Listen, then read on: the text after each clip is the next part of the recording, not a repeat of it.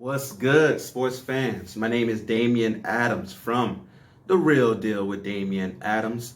And The Real Deal with Damian Adams is a dope sports podcast. If you are looking for one to listen to, go ahead and subscribe to The Real Deal with Damian Adams on your favorite podcast platform. New episode will be dropping tonight, Monday, December, whatever today is, 28th.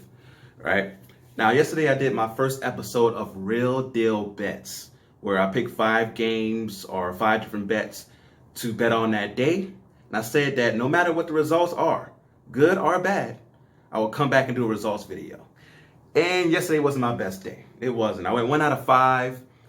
I like to say 1 out of 4. I'll explain that a little bit later. But 1 out of 5, I'll go ahead and take the loss. So the game that I was correct on, Chicago Bears against Jacksonville Jaguars. The Chicago Bears were favored by 8.5 points. They won in blowout fashion, easy cover.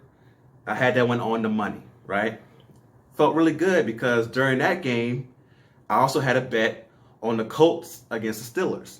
The Steelers were favored by 3, so I bet on the Colts at +3, which means even if they lose, if it's within 3 points, I still win. But I thought for sure the Colts were going to win the game, so I'm like, all right, they're going to cover this spread easy. First half, the Colts is killing the Steelers.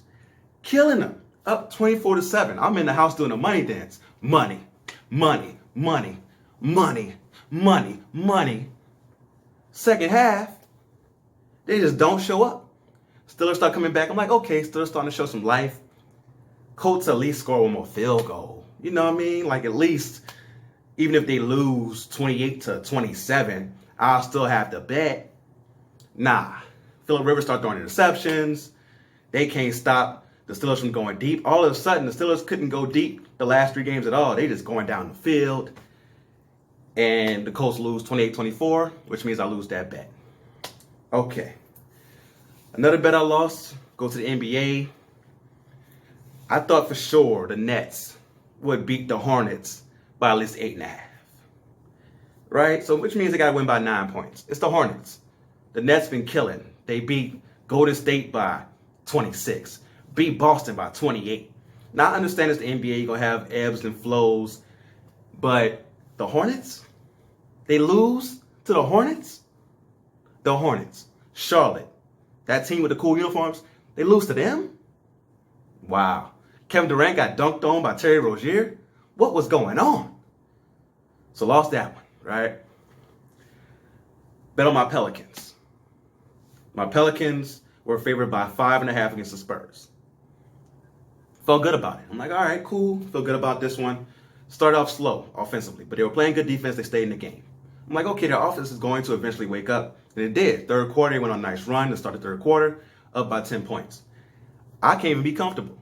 Watching my team win by 10 points, I'm not even comfortable because technically I'm only up by 4 because I need them to win by at least 6 points. I know the Spurs, well-coached, veteran team, they're going to make a run. They went into a zone, shut us down a little bit, made that run.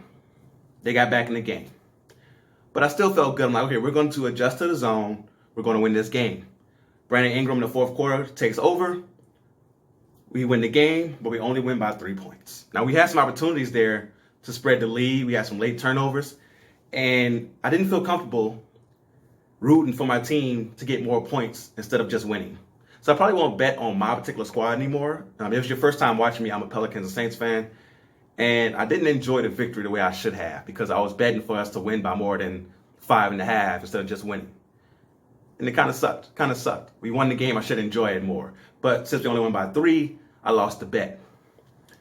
Last game, I bet that the Timberwolves would cover the spread of 10.5 against the Lakers, which means I just need them not to win, but just stay within 10 points.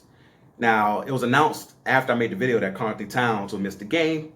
So, of course, without Karl-Anthony Towns, they got just mollywopped, right? And I was like, all right, that's my fault. I should have done more research, even though none of that showed before when I was doing research for the game. But I thought he would, I know he was dinged up, but I didn't know he was dislocated his wrist. So I was like, okay, that bet on me, you could say I'm 1 for 4, but if you say I'm 1 for 5, I won't get mad. So it was a rough day. It was a rough day. But I will be back later on this week with more bets because he's not just going to knock me down. I'm not going to get back up and fight. You know what I mean? So it was a tough day, but I feel good about the bets I made. It's just a weird day in the NBA, period. The Knicks blew out the Bucks. The Cavaliers blew out the Sixers. Like, it was a weird day, period. You know, I know that people who are into astrology and all those things may say that Mercury was in retrograde yesterday when it comes to the NBA. It was one of those type of days. So I don't feel too bad. But I'll definitely see you next time on the next Real Deals Bets video. Until next time, go real or go home.